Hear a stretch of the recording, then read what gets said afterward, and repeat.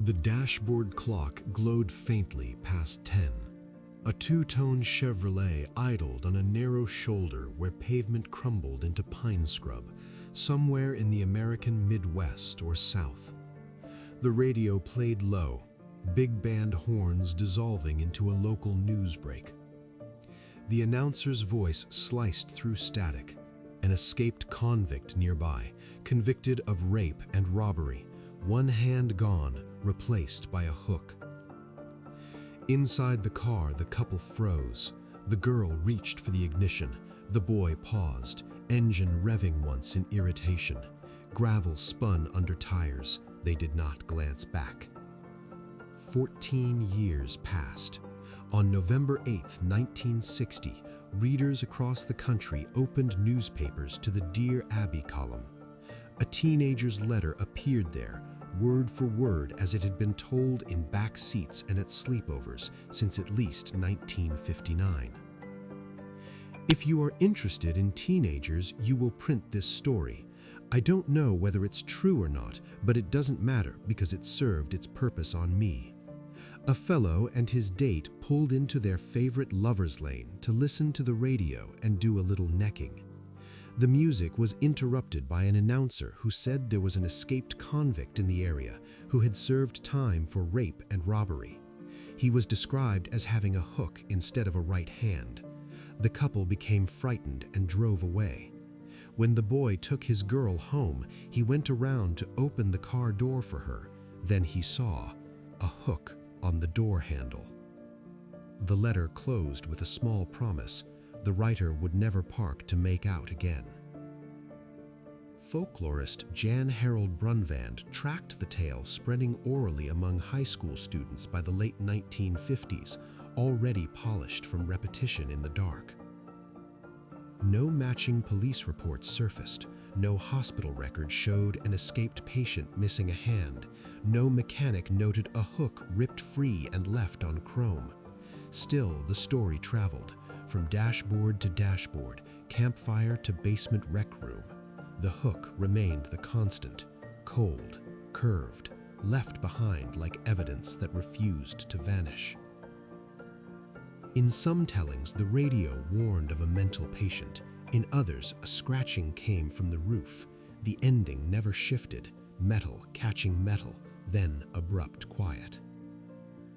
Prosthetic hooks were ordinary enough after 2 world wars. Veterans came home wearing them. Farm accidents claimed hands. The object existed in plain sight. The killer who wielded it as a blade did not. That quiet mismatch lingered, terror constructed around something familiar enough to feel possible. 14 years before the Dear Abby letter, on back roads straddling Texarkana, Texas and Arkansas, a different interruption had already occurred. Between February 22nd and May 3rd, 1946, 10 weeks, mostly weekends, an unidentified figure attacked 8 people. 5 died. Jimmy Hollis and Mary Jean Larry survived a beating and assault on a lover's lane. 1 month later, Richard Griffin and Polly Ann Moore lay shot beside their parked car. On April 14th, Paul Martin and Betty Jo Booker were found the same way in Spring Lake Park. Virgil Starks died at his farmhouse on May 3rd.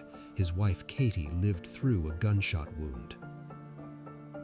The assailant wore a white cloth hood with eye holes. He carried a .32 pistol for the early attacks. Headlines named him the Phantom. Roadblocks rose. Rewards passed $10,000. Teenagers were told to avoid every unpaved shoulder after dusk. Fear soaked into the dirt along those lanes and stayed. No hook appeared in any case file. The Phantom fired bullets, yet the shape matched. Couples in cars, moonlight, sudden violence. When the hook tale began to circulate a decade later, the location had drifted and the weapon changed, but the landscape held. Folklorists marked the post-war timing. Brunvand noted the legend's rise precisely as the baby boom generation reached driving age. Car ownership had doubled since 1945. Lovers' lanes, old horse paths now lay within reach of millions. Parents who had endured the Depression and global war watched their children claim new privacy inside metal on empty roads. The hook arrived like a parental note tucked into the visor. What teenagers missed, scholars saw. The story was never truly about a man with a hook. It centered on the instant the girl said, "Let's leave," and the boy, frustrated, sped away, only to find later that her instinct had preserved them. The hook served as proof. She had been correct. The car was their sole shield, and even it had been grazed. The legend carried no fingerprints, no blood type, no address. It needed none.